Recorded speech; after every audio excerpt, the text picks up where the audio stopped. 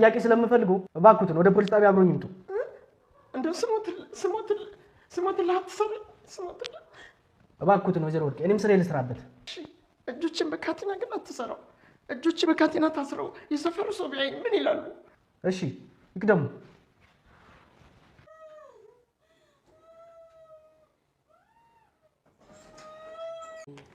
አዲሷ ሰራተኛሽ ግን በጣም አማላይ ነገር ነች ማለት። ለምንድን ነው ባል የምታማልየው? ለምንድን ነው የምታማልየው?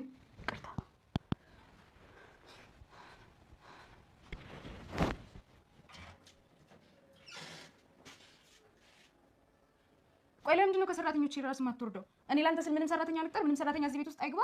እሺ የቤቱን ስራ እንዳለ እኔ ልስራ፣ አንተን ላለማጣት ስል ራት ነው ማልሰጥሽ፣ ጾምሽን ነው ማሳደርሽ። እሺ ነግሬሽ ነበር አይደል? ባሌ ሴት ይወዳል። ቀሚስ ለብሳ ያያትን ሁሉ አንዷም አታልፈውም። እኔ ራሱ ይሄንን አመሉን እያወቅኩኝ እወዷለሁ። በቃ በጣም ነው የምወደው። በሱ መጣሽ ማለት ባይኔ መጣሽ ማለት ነው።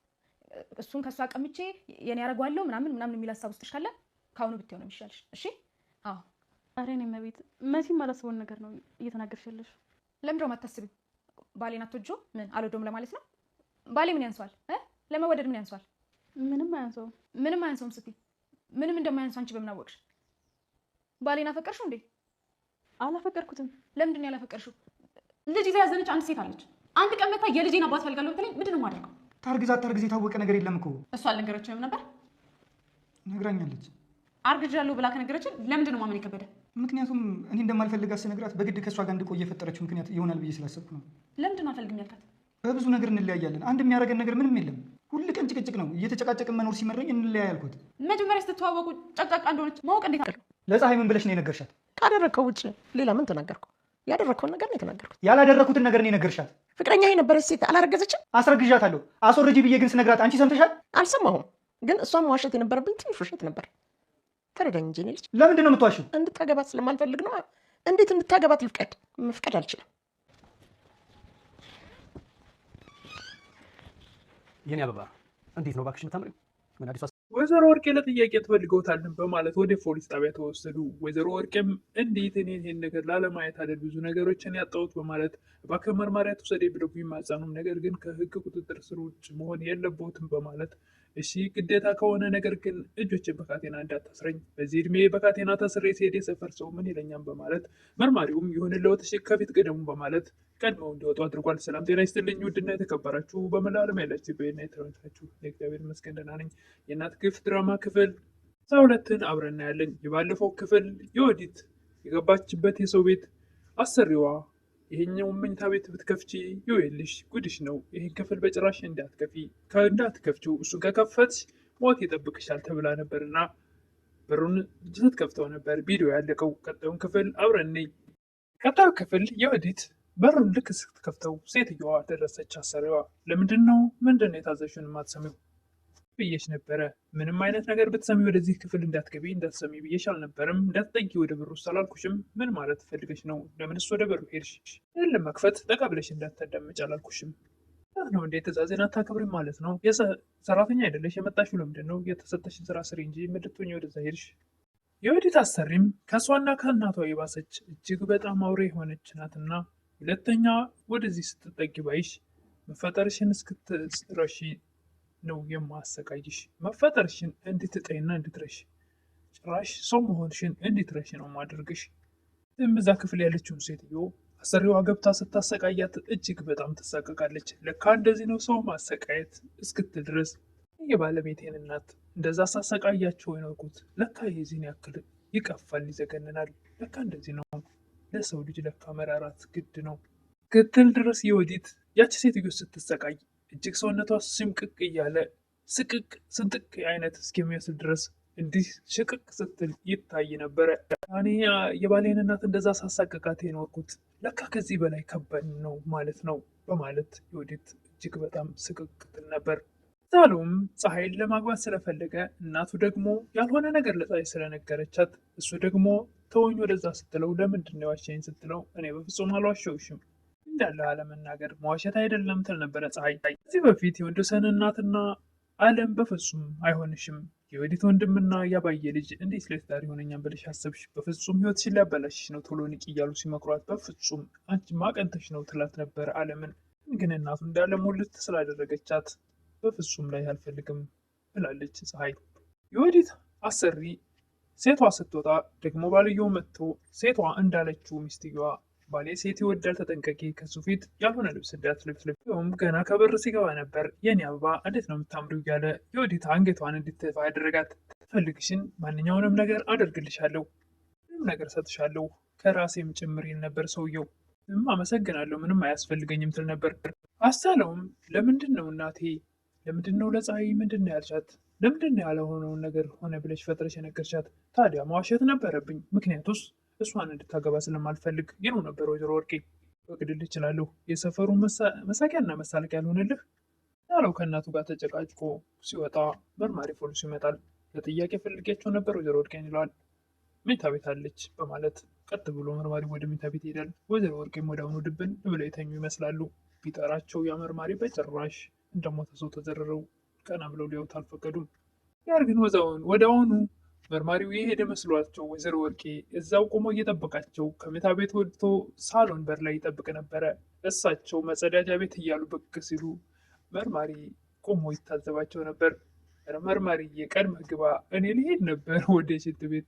በእውነቱ ያስቃሉ። ወይዘሮ ወርቄ መጸዳጃ ፈልጌ ነው፣ ቀድመህ ትገባለህ ይሉ ነበር የሚናገሩት ግራ ሲገባቸው። የወዲት አሰሪም ሁለቱ አንድ ላይ ቁጭ ባሉበት ምግብ አቅርቢ ተብላ ባቀረበችበት ለሰዎቹ በምታስተናግድበት ሰዓት ባልተብየው ደግሞ አዲሷ ሰራተኛ ሻማ ላይ ናት ይል ነበረ። እንዴት ባሌን ታማልያለች በማለት ሚስትየዋ ተነስታ የወዲትን በጥፊ ታጋጫለች። ጉድ እኮ ነው የወዲት፣ እኔ ይሻል ነበር ትላለች። በዚህ ጊዜ ይህን ሳትል አትቀርም ማለቴ ነው። ያስብላታል። ክፋት ለካ እንደዚህ ነው ያስብላል። በእውነቱ እሷ ከዚህ 10 እጅ ትሻል ነበር። ምንም እንኳ ምስኪኗን የወደሰንን እናት የሚበሉትን ከእጃቸው ስትመነትፍ ብትኖርም አሁን ላይ ደግሞ ከእሷ የባሰች በጥፍ የምታጋጭት አለባት። ለሰራችው ግፍ እጥፍ ድርብ ሆኖ ነው የመጣባት። ባልተብየውም ጭራሽ ባስ ብሎ እኔ ለሁለታቸውን ሳለሁ እንዴ ይል ነበር። በእውነቱ ኧረ ነው እንዴ! ጉድ እኮ ነው በእውነቱ። የሚያስጠላም የሚያስቅም ነው ያላቸው ነገር ብዙም አያስደስትም። እነዚህ ሁለቱ አዲስ የመጡት የወዲት ትሻል ነበር በእውነቱ። ስርዓታቸው በቃ ወጣ ያለ ምንም ስርዓት የሌለው ነው። እነዚህ አሁን ሁለት የተጨመሩት ምንም የወዲት ሚሊዮን ጊዜ ትሻል ነበር ማለት ነው። ትየዋም ለሁለታችሁን ያንሳለሁ ወይ በሚላት ሰዓት እኔ የብቻ የግሌ እንድትሆን ነው እንጂ ልጋራ አልፈልግም ትል ነበር። እውነት አላት። የምን መጋራት ነው? ባልተብየው የሚባስ ብሎ ምንድን ነው እንደዚህ መንሰፍሰፍ? ሌሎች እህቶች አያሳዝኑሽም እንዴ? ተካፍልሻት ወይም ጉድ እኮ ነው አደረገው እኮ ሰውየው። ወይ ጉድ! ወጣ ያለ ነገር እያመጡ ነው ሀገራችን ደግሞ። ይዋም ከአሁን በኋላ ይችን ሰራተኛ ቀና ብያ ያለው ብትል አይኗን ጎልጉ እያወጣልሃለሁ፣ መልኳን ነው ማበላሸው ትል ነበረ። በኋላ ደግሞ ገድላታለሁ። ከዚህ ሁሉ ጣጣ ታስወጣትም ከቤቷ መግደልንስ አይኗን መጎልጎልስ ምን አስፈለገ? አስተማሪ ሊሆን አሁን ይሄ ነፍሰ ገዳይ እንዲሆን ነው እንደምትፈልገው ሰውዬ ትል ነበር ባለቤቷን። እንዴ ለምን ሰው መግደል አስፈለገች? እኔ ለሁለታችሁም አልበቃም እንዴ ይላል በተደጋጋሚ ባልተብየው። ይባል ከእንደዚህ አይነት ባልማ ትዳር ቢቀር ይሻላል። የወዲት አሰሪም አንተ የኔ ብቻ ነህ፣ አይ የምትል ከሆነ አንተንም ከእሷ ጋር አብሮኝ ነው የምቀብርህ ትል ነበረ። ከነች በሚላት ሰዓት የሌላ ሆነ ከማይህ ብትሞት ይሻለኛል ብቻ ይሄ ነው ትል ነበረ። ማሪውም ወይዘሮ ወርቄን ልጅዎትን የት ነው የደበቋት ይል ነበረ። እኔ የማውቀው ነገር የለም፣ በአሁኑ ምንም አልዋሻሁም፣ በጭራሽ ወዲት የት እንዳለች አላውቅም ይሉ ነበር ወይዘሮ ወርቄ። ወይዘሮ ወርቄ ብዙ ሴት ዋሽተዋል፣ አሁንም ይህን በቀላሉ እንዲቀበሉት ነው እንደፈለጉት ይላቸው ነበር መርማሪው። ለምን አታምነኝም? በጭራሽ የማውቀው ነገር የለም ይሉ ነበር። እንዴት ይታመናሉ? የሚታመኑ ሰው ስላልሆኑ ላምነውት አልችልም። ወርቄ ያስታውሳሉ፣ ባለፈው የወዲትም ከየትም ብዬ ካላመጣሁ እኔን ታስረኛለህ ብለው ነበር። እዚህ እኔም ስራ ሄድ ስራ፣ እርስዎም ቃልዎትን ጠብቁ። መርማሪ በጭራሽ እንዳታስረኝ፣ ወይዘሮ ወርቄ ለጥያቄ ስለሚፈለጉ ወደ ፖሊስ ጣቢያ አብረው ይሄዱ በሚላቸው ሰዓት ከመርማሪ ስሞትል እንዳታስረኝ ይሉ ነበር። የታነ ህጌ ነው ስላላቸው እሺ ካልክ እንግዲህ ግን እጆችን በካቴና በጭራሽ እንዳታስረው። እኔ በዚህ እድሜ እጆቼ በካቴና ታስረው የሰፈር ሰው ቢያይ ምን ይለኛል? ስለዚህ እንደዚሁ ሊሄድ በማለት ይቅደሙ በማለት አስቀድሟቸው ወደ ፖሊስ ጣቢያ ወስዷቸዋል። የወዲት አሰሪም ስሟን እንኳን አልጠራትም ነበር። አንቺ መዳም እያለች ጥሪ ትጠራለች። የወዲትም ዝም ትላታለች። ለምን እየጠራች ዝም ትያለሽ? እኔ መዳም ስሜ አይደለም በምትል ሰዓት የእናቷ ሁሉንም ሰው አመዳም እያለች የምትለው ነገር ከአመዳም አይደለም የወዲት ነው እያለች ወዲት አመዳም ብለሽ ምን ችግር አለው? ደስ አይልሽም? እንዴት ደስ ይለኛል። የሰው ልጅ ሲጀመር አመዳም ተብሎ አይጠራም ትል ነበር የወዲት። ትንሹን ትልቁን አመዳም ስትል የነበረውን ረስታ የሚያስቻለውን ነገር ለዓለም ስትነግራት ነግሬሽ ነበር ደጋግሜ ያልሰማ ብለሽ ነው። ይሄ እኮ ከኔ በፊት የነበረ ታሪክ ነው። ከኔ ጋር እያለ ከሌላ ያሴት ጋር ሄደም እኮ ከኔ በፊት ከኔ በኋላ የሚከፋፈል አይደለም። አንዲት ያረገዘችን ሴት እንዳላይሽ ብሎ ማባረር ይሄ ክፋት ነው ትል ነበር ዓለም። ትክክል ነሽ፣ ግን አባዬ ደግሞ እንድንለያይ አውቀው ሆን ብለው የፈጠሩት ነገር ቢሆንስ ትል ነበረ ፀሐይ። የወዲት አሰሪም ሚስትየዋ ወጣ ስትል አላስቀምጥ ይላታል። ወድሃለሁ በይኝ እያለ በጭራሽ ልልህ አልችልም፣ ደግሞ ባለትዳር ነህ፣ እኔ ደግሞ ስራ ፈላጊ ነኝ፣ እባክህ ሰላም ያተዛኝ አትረብሽኝ ትል ነበረ። ሚስትየዋ ታሰቃያታለች። ሚስትየዋ ወጣ ስትል ደግሞ ባልየው ይተካል። እጅግ በጣም ፈተናዋ በዝቶባታል። ከእሱ ጋር ስታወሪ ባይሽ እገልሻለሁ ብላታለች። አይደለም ከእሱ ጋር ያን በር ከከፈትሽ የሚባል ማስጠንቀቂያ በተደጋጋሚ ተሰጥቷታል። ሊወዲት እባክህ ዞር በልልኝ ስራ ልስራበት ብትለው በጭራሽ አልሄድም የምፈልገውን እስካገኝ ድረስ በማለት ችክክ ይላል ሰውየው። ሊወዲትም በፍጹም አንተ ካጠገቤ ካልሄድክ ብዬ የሰፈሩን ሰው ጠራለሁ ስትለው ደረቅነሽ ግን በድርቅናሽ ወድጄሻለሁ፣ እንደውም የበለጠ ወደድኩሽ ይል ነበር ሰውየው። በስተመጨረሻ ሊወዲት ሴትዮዋ እዛ ክፍል ስለምትጮህ አሁንም አላስቻላትም። በሩን ከፍታ ገብታለች። ምን የጠበቃት ይሆን? እሱን ግን በቀጣይ የምናየው ይሆናል። ተደጋጋሚ ማስጠንቀቂያ ተሰጥቷት የወዲት አሁንም እዛ ክፍል ገብታለች።